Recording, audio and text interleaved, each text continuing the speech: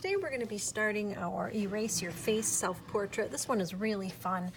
What we do is we take a picture of you holding an eraser in front of your face, and then we cut off half of the face and you draw that half in. It turns out really cool. This is how we start. You'll need a photograph of yourself.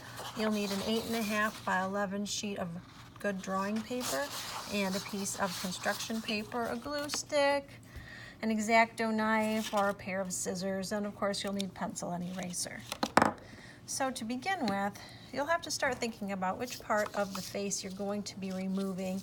I would recommend that you remove the half that is associated with the eraser. You can draw a line down the middle. It could be straight down the center. It could be diagonal like this.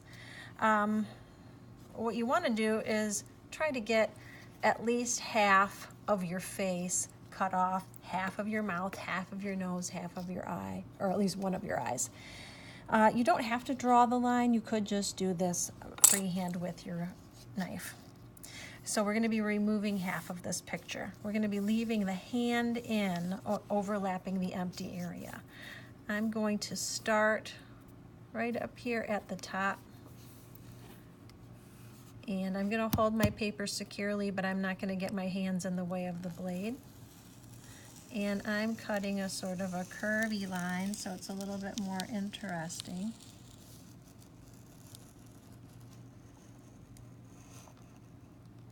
All the way through the paper. Okay, so I've got this half of the face is the one that we're going to be keeping. This half of the face is the one we're removing. So the only thing we need to do here is cut the hand out.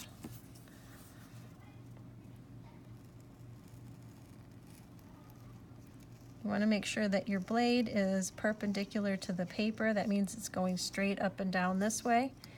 And you always pull the blade towards the handle. You never push the blade and you never try to cut side to side. It's always a pulling motion. That's how the blade is designed. That's the only way that it really works effectively.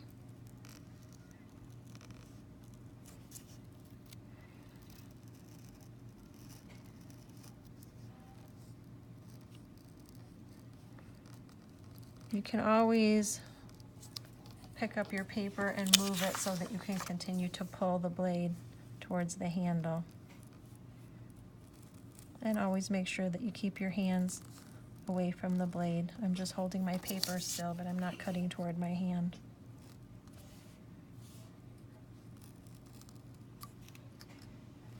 Make sure that you leave in all your fingers and thumbs when you're cutting out your picture, because it looks kind of funny if you cut off a finger.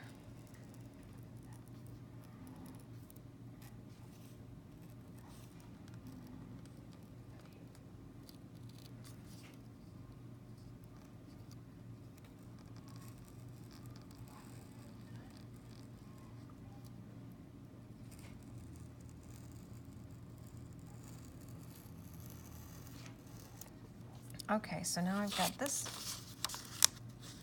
If you have little bits of paper fiber that are still attached, just try to slide your blade in between those little areas and slice those. Don't try to tear it because you'll just have a rip in your paper and it won't turn out nice. So remove it very gently and get your blade in wherever you need to. Okay, this is the piece we're going to set aside. And we're going to keep these two pieces. Next, it's time for your drawing paper and your glue stick. So I'm going to take this piece and turn it over to the back.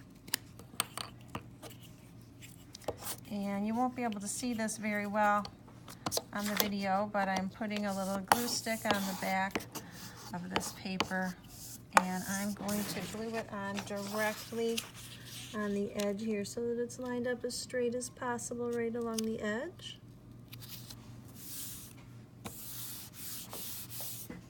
And next I'm going to glue this other piece right along the other side. And to make sure that I get it just right, I'm going to place this back in place so I know exactly where this piece goes. And I'm putting a little glue stick on the back of this. I'm not gluing this piece in though. I've only got that there temporarily so that I know where this piece fits, like a little puzzle piece. So I'll glue that piece in and smooth it out, and now I can remove this piece. That's the part that you get to draw. Now you can keep this to look at for reference so you know what the other half of the head and face looks like. Next we are going to glue the whole thing to a piece of construction paper, and there's a couple of reasons for that. One is because it's nice and sturdy and it holds it all together, and another is because it makes for a really good presentation because it looks like it's got a nice colorful mat on it, so it looks good.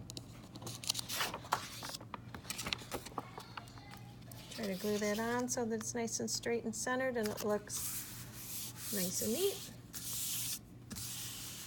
And then you can begin drawing. I hope you enjoy this project. Have fun.